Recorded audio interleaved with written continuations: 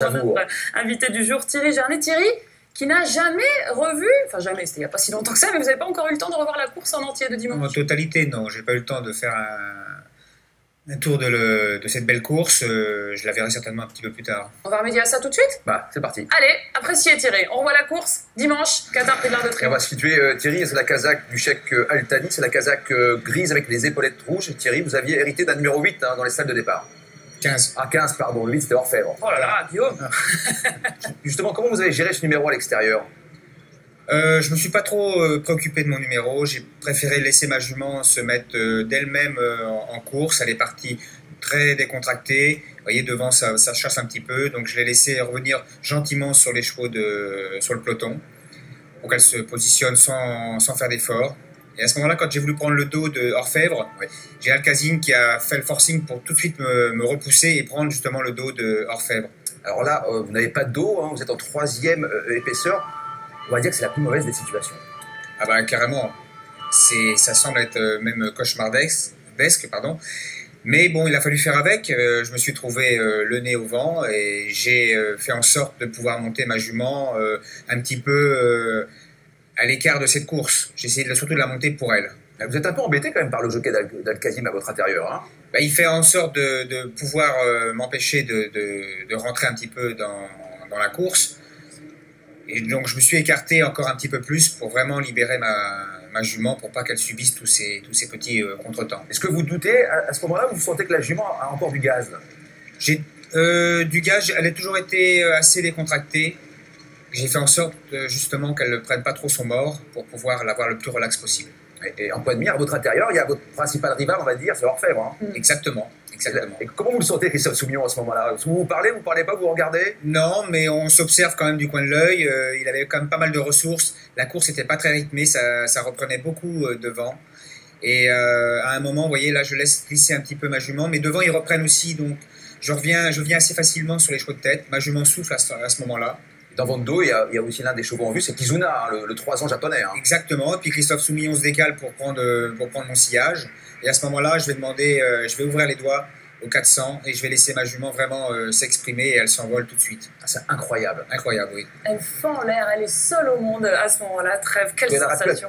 Accuser un petit peu le coup. Derrière, on voit un télo à la corde monté par Olivier Pellier, Orfèvre, hein, Kizuna à l'extérieur. En plus, il y a vraiment les chevaux en vue. Hein. C'est une course qui a été fluide, on va dire. Il y a peu de mouvement à l'intérieur. Regardez comment elle s'envole. Elle réalise une performance exceptionnelle. Je crois que même au niveau de la vitesse, des fractions, c'est exceptionnel. Hein. Oui. Elle fait des temps vraiment hors normes. Elle l'avait fait déjà dans le Diane. Elle refait encore parler d'elle dans cette belle victoire, mais aussi les chronos ont été un petit peu affolés, surtout dans les 400 derniers mètres. Et est-ce que, comme on voit que la victoire est très large, est-ce que vous souriez d'avance, vous jubilez d'avance avant d'avoir passé ce poteau? Est-ce que vous le savez quand même?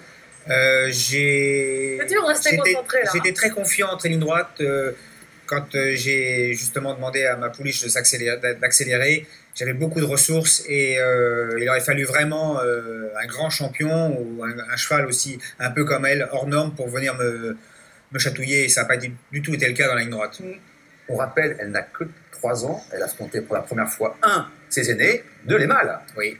Donc c'est une performance d'autant plus remarquable, d'autant plus légendaire. Carrément, parce que on est un petit peu dans le flou parce à chaque sortie, elle a monté en puissance parce que la dernière course, la course préparatoire, le Vermeil, elle affrontait ses aînés en sexe féminin.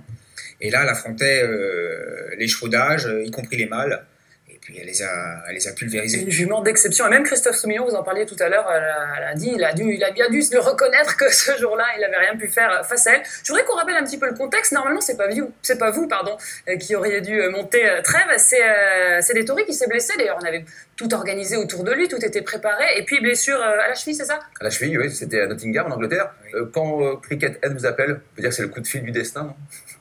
Bah, ça a été une histoire certainement écrite. Parce que l'après-midi de l'accident de Lanfranco des Tories, mes collègues me demandent, en rigolant, ce que je monte dans l'Arc de Triomphe. Ils savaient très bien que je n'avais pas de monte. Alors je leur ai dit, j'attends toujours le dernier moment et puis on verra.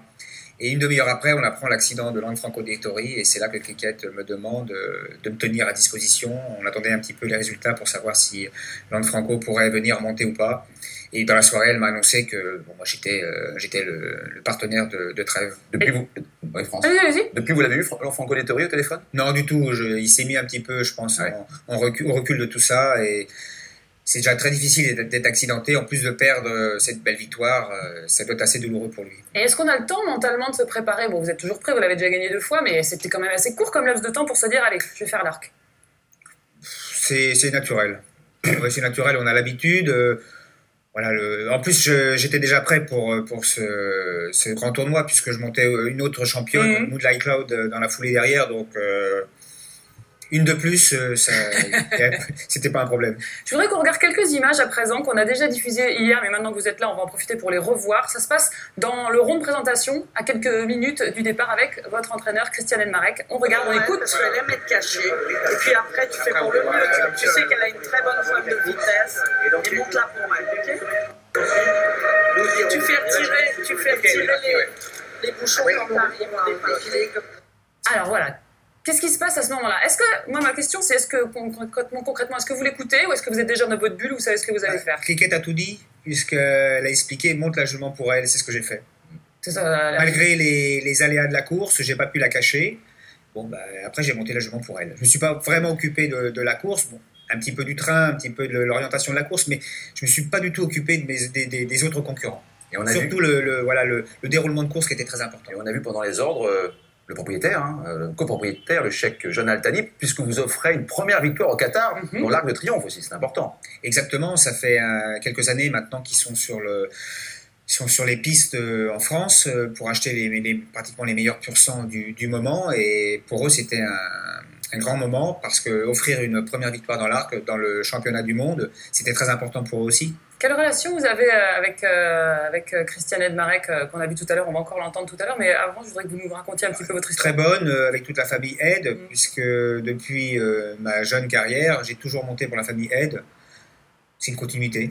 Et je crois qu'elle vous le rend à merveille, et elle était extrêmement pleine d'éloges à votre égard hier au téléphone. On l'a eu en direct avec nous. On va la réécouter. Christiane Elmarek, l'entraîneur de Trèves, qui nous parle de Thierry Jarnet.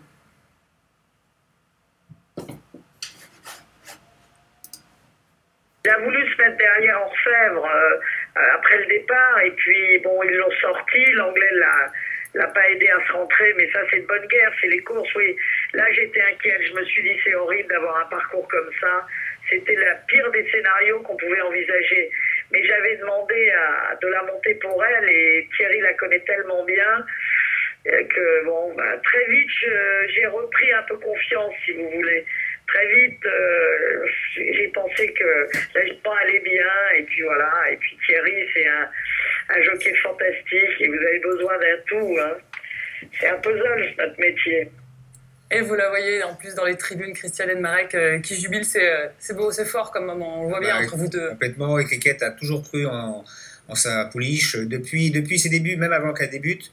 Quand elle m'avait demandé d'être son jockey pour la course des débuts, elle m'a toujours dit un plus grand bien de sa pouliche. Elle l'a toujours estimé, Cricket. Et elle nous a parlé de doublé hier, Cricket au téléphone, pour le prochain Qatar Prix de l'Arc de Triomphe. Vous pensez Trèves capable d'un tel exploit?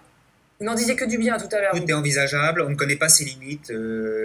J'ai eu du mal même à pouvoir la juger encore une fois.